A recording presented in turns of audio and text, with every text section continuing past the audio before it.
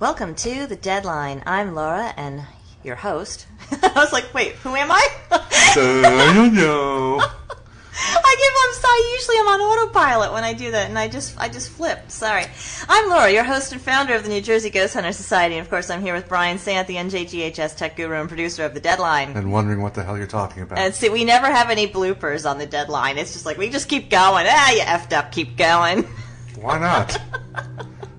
You get it raw, baby. You get it live. You get it as it happens on The Deadline. I won't let it happen any other way. Oh, man. So, back in April 16th in London, they did a little study here. Frank Sinatra's My Way, the most popular song played at funeral services. But other more interesting deathbed choices were revealed in a poll published in Britain on that Thursday. It's pretty funny. Wait till you hear this. Australian rockers, AC/DC's Highway to Hell has stormed into the funeral charts. Along with Queen's Another One Bites the Dust. While Leonard Cohen's Hallelujah has a new lease on life after its recent success on a talent show. More traditionally, hymns including The Lord is My Shepherd and All Things Bright and Beautiful are among music chosen by people to accompany their final journey. For classical music fans, Schubert's Ave Maria, Puccini's Nessun Dorma, and Bach's Air on A-G String are among the most chosen pieces to comfort their loved ones as they pay final farewells. What the hell is so funny? Air on a G-string?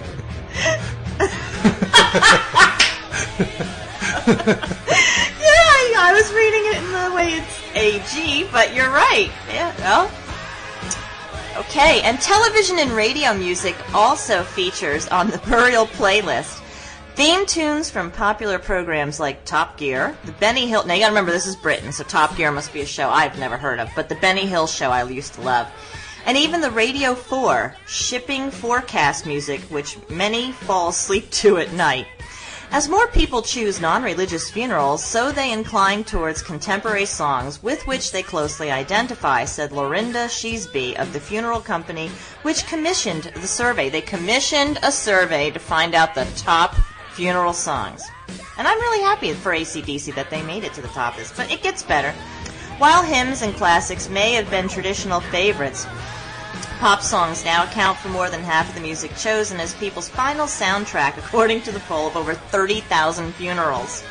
Here are some of the top pieces of music chosen, according to the poll commissioned by Cooperative Funeral Care. Top 5 popular songs. Number 1, My Way by Frank Sinatra. Number 2, Wind Beneath My Wings, Bette Midler, Celine Dion. Number 3, Time to Say Goodbye by Sarah Brightman or Andrea, I think it was supposed to be Andrea Bocelli. Angels by Robbie Williams. Over the Rainbow by Eva Cassidy. The Lord is My Shepherd, Abide with Me, All Things Bright and Beautiful, Old Rugged Cross, Amazing Grace, blah, blah, blah. That's all the religious stuff. Top 5 classical, we don't care about that. Other chart movers with no rankings. Hallelujah, covered by the talent show winner Alexandra Burke. Bat Out of Hell by Meatloaf. Spirit in the Sky, Doctor and the Medics. Now, we use that for our cemetery hunt, Spirit in the Sky, but it's by Norman Greenbaum. Mm-hmm. And then, of course, Highway to Hell by AC/DC. Pretty cool. Interesting. Highway to Hell. You know, that really works well on the Supernatural series when they played that song. Didn't they use Highway to Hell on Supernatural? One of them, right? And they used the one with the where it opens up with the bell ringing. What's the name of that one? I don't remember. Yeah, it has the bong of a bell, and then it does like a guitar riff and a bong of a bell. And what's that called? I don't know. Oh, come on, man. Google it. No? Oh, man. It's going to drive me nuts now. Where? Ah, you suck. Well, you blow. Oh, come on. Don't go there. PG-13. Come on. You started it. So seriously, dude, what's that song? You know, bong da da da da da da da. Now it's gonna go through my head. La la la la la. Oh, don't do that! I almost had it. Wait. Go, just look up AC/DC. No. It's on the Back in Black album. That's nice. Oh, man. Fine. I'll look it up when I get home. Yeah, you'll forget by that time. I know, right? Until then, when I listen to the show, I'll be like, shoot, I never looked that up, You'll forget like in the next hour. Ain't kidding. I walk into a room 5 minutes down the hall, and I'm like, the hell am I here for? Yeah, that Aricept is great as long as you remember to take it. Okay, so meeting announcements. Let's see. Central Jersey Division on June 3rd in the Hazlitt Library from 7 to 8:30 p.m. The Hazlitt Library is conveniently located at 251 Middle Road in Hazlitt. Team leader Brian McCauley will be on hand for that meeting. North Jersey Division is coming up on May 19th. Yes. Just double checking that I didn't screw up my dates, but I didn't. May 19th from 6:30 to 8 p.m.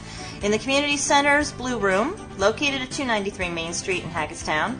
Meeting topic will be Angels and Religious Mysteries, led by team leader Dina Tirico. All meetings are free and open to the public to attend. If you have any suspicious paranormal recordings or photos, you can bring them because every meeting has a share and scare segment, and we will be happy to review them for you at the meeting. And you can also sign up for membership at the meeting too. Okay? And we will be back after this quick break. I say, Sean B., I've been thinking about all the things necessary to produce a proper paranormal broadcast. Do tell, Nathan S., what are these vital qualities? Empathy, commitment, quiet dignity, and self-respect. Indeed. What a shame we don't have any of those traits.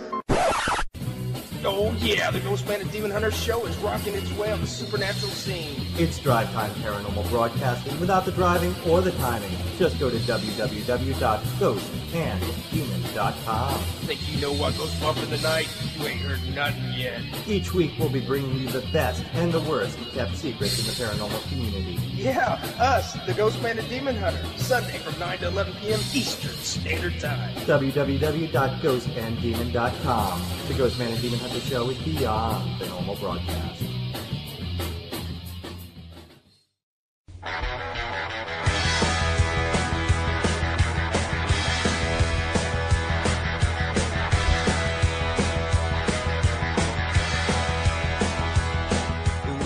Now's your chance to take what should be your last ride and get out alive. Morbid Mobile Tours lets you climb in through the suicide door or end loader and head out to the infamous Shades of Death Road in Warren County. While you're seated in the very space where dead bodies took the ride to their final resting place, you'll hear the grim tales of ghosts, murder, and disease. Jezebel is a beautiful 1983 Cadillac hearse who served her time in funeral processions and now is dying to take you with her on this haunted trail. Tours are $25 per victim and depart from the Hackettstown train station. To book your tour, visit Morbid Mobile Tours page by clicking the license plate on the homepage of the njghs.net website. Morbid Mobile Tours. We're waiting to take you away.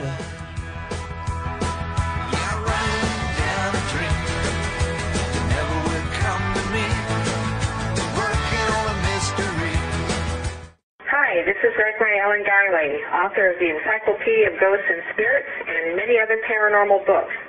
You're listening to The Deadline, podcast of the New Jersey Ghost Hunters Society. Hey, welcome back, and guess what? Since Brian refused to Google a simple melodic question to be answered for me. Well, see, some of us wanted to keep the show moving along today because some people showed up late. Well, some people overslept because they're having some flashes of menopause. But anyway, I want to give a nice shout out and a big, big thank you because I was able to jump on my cell phone and call Jeff. And he gave me the answer. Now, Jeff plays bass guitar in an AC/DC cover band, as luck would have it, that I would remember such a thing. His AC/DC cover band is called 19 Stone, And he gave me the answer as he rattled off the lyrics. He went right into all the lyrics, and I'm like, but it's not helping me because I don't hear the song playing. I'm like, okay. And he's like, taking you to hell, da-da-da-da. I'm like, uh-huh. And the name is, he goes, Hell's Bells. I'm like, oh, man. And he goes, yes, I was right. It was Back in Black, but it's called Hell's Bells. So there you go. So people don't have to struggle for a whole week wondering. Yeah, like everyone's like everybody really gave a crap. Oh, and get this. When this show uploads on May 15th, his band is going to be playing that night, May 15th, at a a club called Timbuktu's, and it's in Folsom, New Jersey, just like the Johnny Cash song, Folsom Prison Blues, whatever. But Folsom, New Jersey, Folsom, Timbuktu's. So you can catch the band 19 Stone. So if you're into AC/DC, these guys do an amazing job. And if you wanted to catch clips of Jeff in action, he's the bass player of this band. I know I have him. I'm pretty sure he's in my top friends on my MySpace, but you could check it out from there. He has a MySpace page and some YouTube videos of the band playing. He said the 19 Stone, the name of the band is a reference because it was an English measure of weight. And he said there was some song about some chick named Rosie who was 19 stone, which meant she was pretty fat, because 19 stones equates to about 250 to 260 pounds. Big girl. Oh! So there you go. Yes. Moving on to Parashare. Do you have a paranormal experience or ghost encounter to tell? Then send it in an email to the deadline at njghs.net. For each Parashare you submit and we read on the show, you'll receive 1 credit. You may use your credits to receive membership in the New Jersey Ghost Hunter Society, only 1 credit necessary. Or you may cash in 10 credits for a natal chart. That's a $75 value. We'll keep track of the Parashares and let you know when you hit 10. And then you can send me your birth date, birth time, birthplace, blah, blah, blah. And I will send you a full color natal chart with printout and my handwritten notes too. Now, moving on. Tennant Cemetery in Manalapan. There is a grave of Cookie, who was a hit and run as she was walking to her prom date's house. Rumor is that she was killed by the KKK because she was white and dating a black boy. It was 1963, I believe. We smelled sugar cookies baking in an oven when we asked for contact, and one time, with 8 of us in the car, we asked her to show us what had happened to her, and suddenly we were ambushed in the cemetery by cop cars coming from all directions at top speed, and there are speed bumps throughout. The police cars were older, not from the present time. We panicked and broke holding hands as a police car was parked behind us, and we saw someone get out and a flashlight came toward us. As we broke hands, I started moving the car and suddenly everything disappeared. The flashlight coming towards us and all the other police vehicles were gone. We were all completely freaked out. We have analyzed the scenario over and over again and we cannot come up with a reasonable conclusion. We know what we all saw, and we are positive that the cop cars,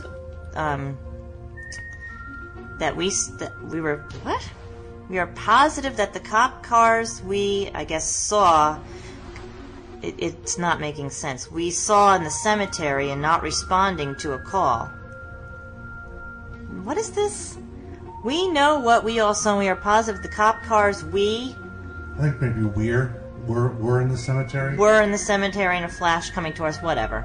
I guess I thought I had proof this. Apparently not good enough. I was in a rush. Anyway, it was not until later that we reached the conclusion... No, wait. Cop cars are not responding to a call and going by Tennant Road. Oh, I guess they thought maybe the cop cars were going past the cemetery, but they were actually behind them and were trying... Oh, okay. It was not until later that we reached the conclusion that Cookie was trying to show us what she saw while she lay on the road dying that night. The police, the flashlights coming towards her. My biggest regret is that we panicked and broke the communication. But at the time, we thought it was really happening. Also, there is supposed to be a witch buried there, and she was killed by the townspeople years ago. Her only request is that she be buried in the center And at the time, she was buried at the far end of the cemetery. And now, because of all the additional graves, they say she is dead center of the cemetery. We do not know her name and have not found her grave. This comes to us from Gail Caldwell, who's an NJGHS member. Thank you, Gail. Very cool. I've been to Tennant Church, did I tell you that? No, you didn't. I was there when I was working on Ghost Hunting New Jersey. Went down, I was combing all over the Monmouth battlefields and some different places, and I went over to Tennant Church. It's a beautiful cemetery. I couldn't get inside the church; it was locked at the time. But and I followed up with people to find out if I could get in there officially to investigate or take an NJGHS group, and they were like, "Nope." So just so you know, Gail was in there of her own doing. I've tried to get permission for us to go in there, and I haven't been successful. So anyway, we'll be right back after this. If you're ready to take your ghost hunting to the next level, you're ready to be a certified paranormal investigator by the New Jersey Ghost Hunters Society. The certification includes 4 hours of hands-on, concentrated training by the NJGHS leaders at the most haunted prison in the United States, Eastern State Penitentiary, located in Philadelphia, Pennsylvania. To participate, you must have all of your own equipment. Register online at the njghs.net website certification page. Costs are $125 for current members and $145 for non-members of the NJGHS who will receive their membership going forward. PayPal, MasterCard, and Visa are accepted. Upon completion of the course, submission of your report of findings, and achieving a total point score of 80 or better, you will receive your certificate and new Certified Paranormal Investigator card from the NJGHS. All the details are on the certification page of the njghs.net website. So what are you waiting for? Take your hobby seriously. Become a certified paranormal investigator. Before the end of our lives. We're trying to figure out what is causing this massive die-off of bats that's occurring here in the Northeast and spreading. We could see the end of an entire species of bats. And this is, in terms of bats, this is turning out to be, appears at this point, to be about as bad as one's imagination could have it. I think you need to pass along this love of the earth down, because if you lose it, then we lose the earth in many ways. Be a part of history for the filming of a new documentary and music journey at the Benefit for Caves concert, a music festival benefiting cave and bat preservation, 7 p.m. Saturday, August 8, 2009, at the Widow Jane Mine, Rosendale, New York. We can help in some small way. We'd like to be able to do that. And only through generous contributions and sponsorship, we may be able to fit a few hundred people into the entrance of this mine, the Widow Jane Mine. Hopefully we can do it. The Benefit for Caves, August 8th, 2009 at 7 p.m. Tickets on sale soon through the Tri-State Speleological Society. For more information, visit benefitforthecaves.com, a production of the Tri-State Speleological Society, Incorporated, and Galileo Productions, LLC. Hi, I'm Mark Nesbitt, author of The Ghosts of Gettysburg and many other books on historical and paranormal accounts. You're listening to The Deadline, podcast of the New Jersey Ghost Hunter Society. Paranormal Pictionary. Here we go, people. Each week, a picture of paranormal relevance will appear on the Deadline page of the njghs.net website. Actually, a portion of the picture will appear beginning the day the show uploads. Each day following the initial upload of the show, another portion of the picture will appear. By Tuesday, if no one has identified the picture, the entire picture will be posted. Obviously, if someone figures it out before the entire picture is revealed, the announcement will be made on the Deadline page and the entire picture will appear. So you could be the first person to email the Deadline at njghs.net with the correct identification of the picture, and you will win an NJGHS t-shirt and membership. And if you're already a member, you can pass along the membership to whoever you want. Okay. As always, NJGHS team leaders are not allowed to participate in this contest. That includes you, Brian. I'm not a team leader. I know, but it includes you anyway. Also, winners must not have won in the past 30 days via the NJGHS site or the Deadline. Now, last week's picture was the Empire State Building, or as my younger son affectionately calls it, the Vampire State Building. Oh, gosh. Which this Empire State Building will be in my upcoming book, Ghost Hunting New York City, which is due out October 2010. Wish me luck. So, check out the njghs.net, the Deadline page, to see this week's Paranormal Pictionary, and good luck.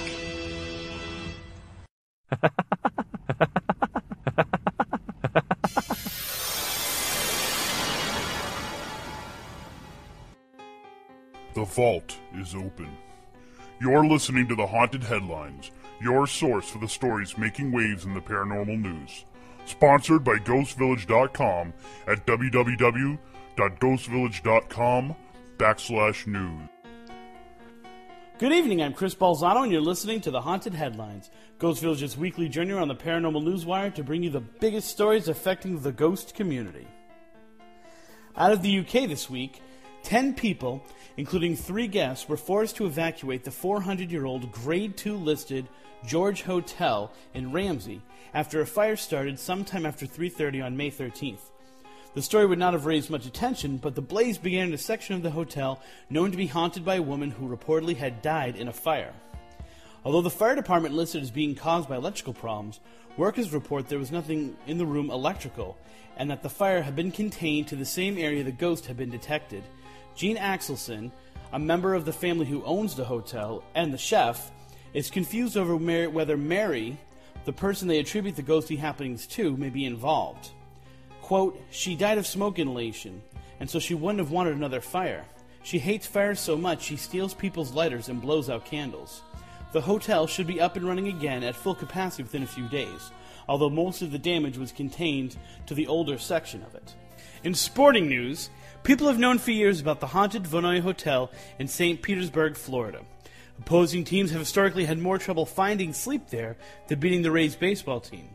But now another Florida team says they have an away field disadvantage and are being disrupted by a ghost in their hotel. The Florida Marlins, according to a Yahoo report quoting the Palm Beach Post, have been disturbed while staying at the Pfister, a luxurious 116-year-old hotel that is said to be haunted in Milwaukee. The hotel is well known among visiting teams, and some players have slept with their bats for protection. Several Marlins, none of whom were identified in the report, bunked up together because they were too scared to stay in their rooms alone. Although there's been a long-time connection between baseball and the paranormal, covered in such books as Haunted Baseball by Dan Gordon, the activity at the Pfister is fairly new to players. In technology news, The Sun is reporting British paranormal investigator Paul Rowland has captured some compelling evidence of the paranormal in a Welsh mansion. Rowland searches for evidence using a special camera that uses ultraviolet and infrared light to take pictures. He developed it after seeing similar items being used on television. The ghostly shape was spotted at the haunted Plasteg Mansion, which is popular among paranormal groups. While the picture can be viewed at the Sun's website, the real story is the device itself, which is a bit of a departure from traditional ghost photography. To quote Rowland, "I use blue and ultraviolet lights to enhance our capacity in the dark. It also has digital still camera and camcorder, both of which can see in ultraviolet light. And there's a live EVP system hooked into it. It's almost as if the machine senses an energy buildup in the room and records it." We'll be keeping in touch with Mr. Rowland and looking to follow up on his work and his ideas. That's it for this week. You can learn more about these stories and others by going to Ghost Village's website at www.ghostvillage.com/news. We'll be back next week with some more stories, but until then, I'm Chris Balzano, and that's what's haunting me.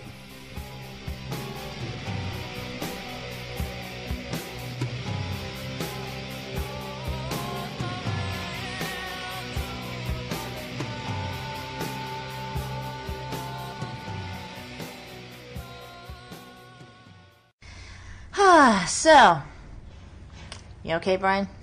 I'm okay. Just checking. Well, you should remember that as a reminder to everyone. Oh, you know what? Before I even get to the reminder, let me just kind of remind people on another level here. I'm very sad to say that our ranking sucks yet again on podcastalley.com. Mm-hmm. I checked it last night, and we're well out of the top 50. And I'm not too happy about this.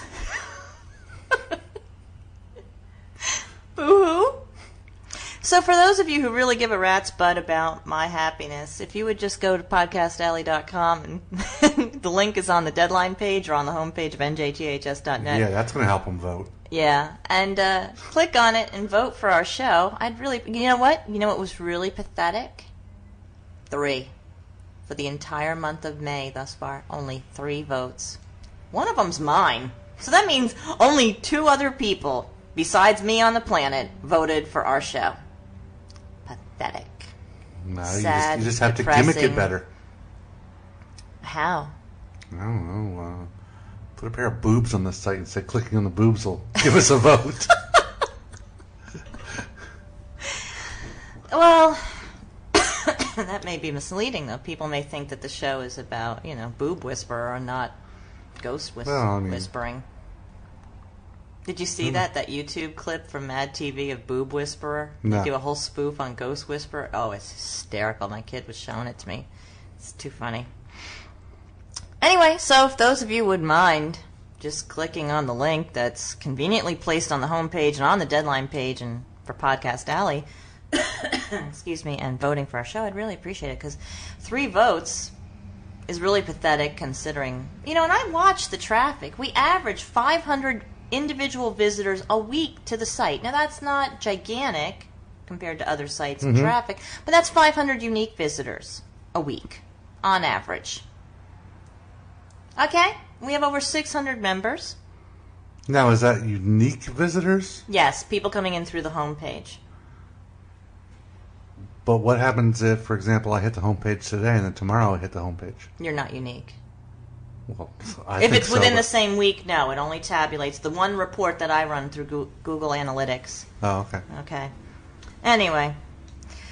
So I want to remind everyone you should check out the Ohio Paranormal Convention taking place from August 14th to 16th in Dayton, Ohio. My editor, John Kachuba, will be there along with Stephen LaChance and Keith Age that we had on the show as well. It's taking place in Dayton, Ohio at Hara Arena. The cost is $50 for the weekend, $20 daily ticket.